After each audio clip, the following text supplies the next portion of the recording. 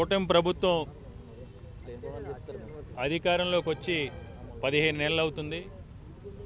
మంచో చెడో ప్రజలకి అధికారం ఇచ్చారు.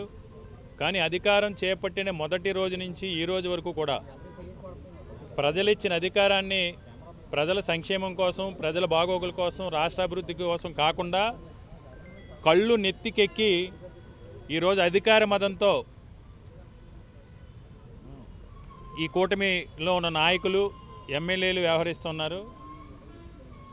కక్షపూరిత రాజకీయాలతో, మోసపూరిత రాజకీయాలతో, దౌర్జన్యాలతో, తప్పుడు కేసులతో ఈ 15 నెలల పరిపాలన మనం చూసాం. నిన్న అసెంబ్లీలో ఒక ప్రజాప్రతినిధిగా ఉండి కళ్ళు నెత్తికెక్కి అహంకారంతో, అహంభావంతో హిందూపురం శాసనసభ్యుడు బాలకృష్ణ గారు నిన్న ఏ విధంగా మాట్లాడారో చూసాం. ముఖ్యంగా అసెంబ్లీ అనేది ఒక పవిత్రమైంది. రాజ్యాంగబద్ధంగా, రాజ్యాంగం ప్రకారం అందులో చట్టాలు, శాసనాలు చేసుకుని ప్రజల మేలు చేయడం కోసం అసెంబ్లీ నిర్వహించడం జరుగుతుంది. అందులో వీధి రౌడీలా గుండీలు ఇప్పుకుని, నెత్తి మీద కళ్ళజోడు పెట్టుకుని, 2 చేతులు జేబులో పెట్టుకుని ఎన్టీ రామారావు గారిని ఆయన పరువు తీసే విధంగా నిన్న చిరంజీవి గారిని ఉద్దేశించి, మాజీ ముఖ్యమంత్రి జగన్మోహన్ రెడ్డి గారిని ఉద్దేశించి బాలకృష్ణ ఏం మాట్లాడారో మనం చూసాం. ముఖ్యంగా పద్మవిభూషణ్ అవార్డు గ్రహీత అయినటువంటి మాజీ కేంద్ర మంత్రి, రాజ్యసభ సభ్యుడు, మాజీ శాసనసభ్యులు అయినటువంటి చిరంజీవి గారిని ఆడెంత, ఈడెంత, వాడు, వీడు అని సంబోధించడం బాలకృష్ణలో ఉన్న అహంకారానికి, అహంభావానికి, మదానికి మచ్చుతొనక.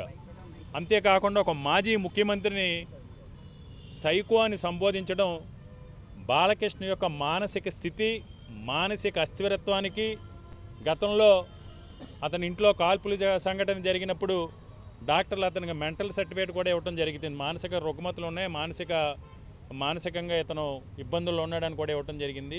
అంటే తెలిసి బహుశా అప్పటి నుంచి ఇప్పటి వరకు కూడా ఆ మానసిక స్థితికి ఎలా ఉంది. మన దౌర్భాగ్యం ఏంటంటే ఇలా మానసిక అస్థిరత్వం ఉన్నటువంటి వ్యక్తులు ఈరోజు ప్రజాప్రతినిధులుగా, యాక్టర్లుగా అవార్డులు పొందుతూ, డబ్బులతో తెచ్చుకున్న అవార్డులు పొందుతూ ఇలా ఉంటాన్ని మన దురదృష్టకరం.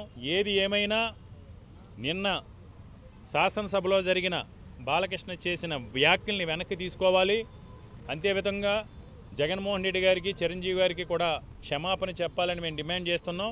అంతేకాకుండా నిన్న స్పీకర్ స్థానంలో ఉన్నటువంటి డిప్యూటీ స్పీకర్ రఘురామకృష్ణరాజు గారు బాలకృష్ణ చేసిన వ్యాఖ్యల్ని ఆయన ఖండించాల్సింది పోయి, రికార్డుల నుంచి తొలగించాల్సింది పోయి, బాలకృష్ణ మాట్లాడగానే వెరీ గుడ్ అని సంబోధిస్తడం ఆయన యొక్క స్థితికి కూడా ఈరోజు మనం అర్థం చేసుకోవచ్చు. వీళ్ళు ఏంటంటే అహంకారంతో, అహంభావంతో ఉన్నారు.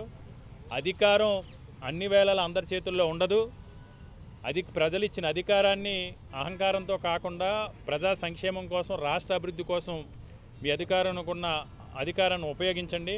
అంతే తప్ప ఇలాగా వ్యంగ్యంగా లేదా అధికారం ఉంది కదా అని ఏదో అహంభావంతో, బలుపుతో వ్యవహరిస్తే రేపొద్దున్న ప్రజలు బట్టలు ఓడదీసి మిమ్మల్ని ప్రజాక్షేత్రంలో నిలబెడతారు.